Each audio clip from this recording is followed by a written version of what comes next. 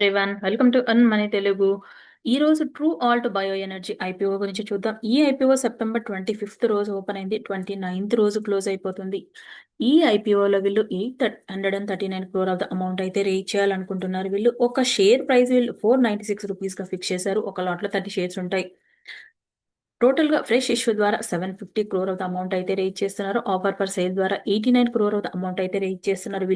వీళ్ళు మార్కెట్ లో ఎందుకు అమౌంట్ రేజ్ చేస్తున్నారు అంటే గనక company working capital requirement meet అవ్వడానికి అండ్ కొత్త ప్లాంట్ అయితే వీళ్ళు సెటప్ చేయాలనుకుంటున్నారు. Per day 300 kilolitres ethanol blend చేయడానికి గాను అండ్ జనరల్ కార్పొరేట్ పర్పస్ గా అయితే వీళ్ళైతే అమౌంట్ అయితే రేజ్ చేస్తున్నారు మార్కెట్ లో.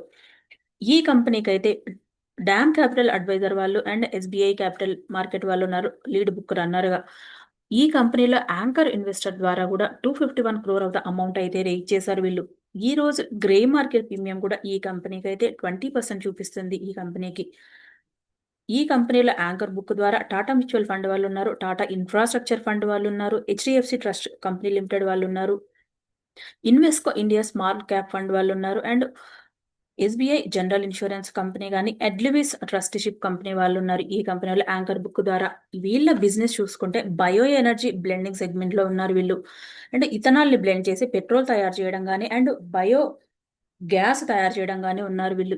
ఈ కంపెనీ తయారు చేసేటువంటి ప్లాంట్స్ లో అయితే కనుక ఇండియాలోనే బిగ్గెస్ట్ ప్లాంట్ అని చెప్పొచ్చు. ఈ కంపెనీకి ఉన్నటువంటి ప్లాంట్ వీళ్ళకున్న కాంపిటీటర్స్ తో పోలిస్తే కూడా వీళ్ళైతే బిగ్గెస్ట్ ప్లాంట్ ఇండియాలో.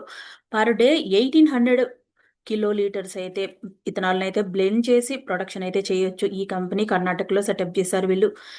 2 మ్యానుఫ్యాక్చరింగ్ యూనిట్స్ ఉన్నాయి వీళ్ళకి కర్ణాటకలో. అండ్ ఈ కంపెనీ కూడా రెన్యూవబుల్ సెగ్మెంట్ లో అయితే స్ట్రాంగ్ గా గ్రో అవుతుంది. అండ్ ప్రజెంట్ గా ఈ కంపెనీకి ఉన్నటువంటి ప్రోడక్ట్స్ ఏంటంటే ఇథనాల్ అయితే ఉంది, కంప్రెస్డ్ బయోగ్యాస్ అయితే తయారు చేస్తున్నారు, ఎక్స్ట్రా న్యూట్రల్ ఆల్కహాల్ కూడా తయారు చేస్తున్నారు అండ్ ఫెర్మెంటెడ్ ఆర్గానిక్ మెన్యూర్ కూడా తయారు చేస్తున్నారు. ఈ కంపెనీకి ఫ్యూచర్ లో అయితే కనుక వీళ్ళు ఎయిమ్ ఏంటంటే 2G ఇథనాల్ తయారు చేయాలని అండ్ సస్టైనబుల్ ఏవియేషన్ ఫ్యూయల్ కూడా తయారు చేయాలనుకుంటున్నారు అండ్ గ్రీన్ హైడ్రోజన్ తయారు చేయాలని డిస్పెన్సింగ్ స్టేషన్స్ కూడా పెట్టాలి అనుకుంటున్నారు వీళ్ళ ఫ్యూచర్ ప్రాజెక్టులు భాగంగా. ఇప్పటి వరకు అయితే ఈ కంపెనీకి అయితే ఆయిల్ డిస్పెన్సింగ్ స్టేషన్స్ అయితే లేదు వాళ్ళ ఇన్ఫ్రాస్ట్రక్చర్ మార్కెట్ లో. ఫ్యూచర్ లో వాళ్ళైతే డెవలప్ చేయాలనుకుంటున్నారు. ఇప్పుడైతే ఇథనాల్ బ్లెండ్ చేసి పెట్రోల్ అయితే కనుక ఇండియాలో ఉన్నటువంటి ఆయిల్ మార్కెటింగ్ కంపెనీస్ కి అయితే వీళ్ళు సప్లై చేస్తున్నారు. ఇండియాలో ఏ కంపెనీస్ వీళ్ళు సప్లై చేస్తున్నారు అంటే కనుక ఇండియన్ ఆయిల్ కార్పొరేషన్ కానీ, భారత్ పెట్రోలియం కానీ, హిందుస్థాన్ పెట్రోలియం కార్పొరేషన్ లిమిటెడ్ కానీ ఈ కంపెనీస్ కి అయితే వీళ్ళు సప్లై చేస్తున్నారు.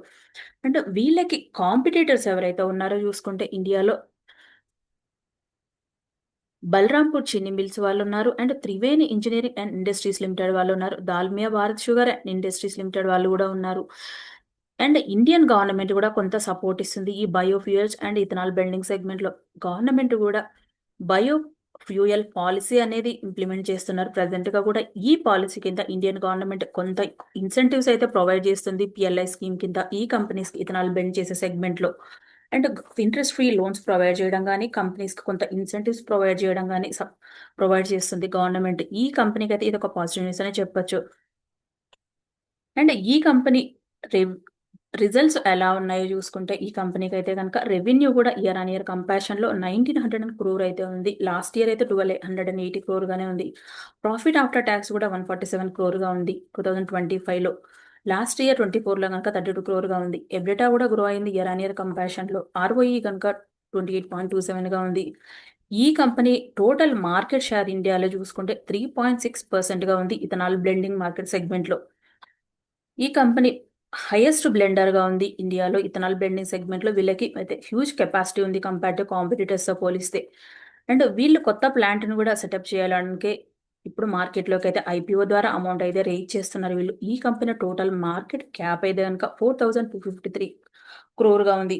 ఇప్పటి వరకైతే ఈ కంపెనీలో ప్రమోటర్ వాటా చూసుకుంటే 88.20% గా ఉంది ప్రమోటర్ వాటా. ఈ కంపెనీకి పాజిటివ్స్ ఏమున్నాయి అండ్ ఏ సెగ్మెంట్ లో రిస్క్ ఫేస్ చేస్తుందో చూద్దాం ఈ రోజు. ఈ కంపెనీ అయితే కనుక లార్జెస్ట్ ప్రొడక్షన్ గా ఉంది ఇండియాలో ఇథనాల్ బ్లెండింగ్ సెగ్మెంట్ లో అండ్ రెన్యూవబుల్ సెగ్మెంట్ లో కూడా వీళ్ళ పోర్ట్ఫోలియో అనేది కూడా డైవర్సిఫై గా ఉంది. వీళ్ళు ఇండస్ట్రీస్ తో అయితే కొలాబరేషన్ అయ్యారు అండ్ గవర్నమెంట్ బయోఫియల్ పాలసీ వల్ల కూడా ఈ కంపెనీకి అయితే పాజిటివ్ అనే చెప్పొచ్చు. గవర్నమెంట్ ప్రొవైడ్ చేసేటువంటి కొన్ని ఇన్సెంటివ్స్ వల్ల ఈ కంపెనీ అయితే టెక్నాలజీ అనేది అప్‌గ్రేడ్ చేస్తా ఉంది టైమ్ టు టైమ్ అండ్ ఇన్నోవేషన్‌కి సపోర్ట్ చేయడానికి గాను.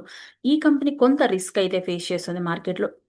ఇథనాల్ సేల్స్ పైననే డిపెండ్ అయింది. లైక్ ఇండియన్ ఆయిల్ కార్పొరేషన్ గాని, హెచ్‌పీసీఎల్ గాని ఓన్లీ సేల్స్ పైననే డిపెండ్ అవ్వడం వల్ల ఈ కంపెనీకైతే కొంచెం రిస్క్ అయితే ఫేస్ చేస్తుంది. కొంత రెవెన్యూ కూడా ఎఫెక్ట్ అవ్వచ్చు ఈ కంపెనీకి. అండ్ లాజిస్టిక్ అండ్ ట్రాన్స్‌పోర్టేషన్ చేసే సెగ్మెంట్‌లో కూడా కొంత రిస్క్ అనేది ఫేస్ చేస్తుంది ఈ కంపెనీ.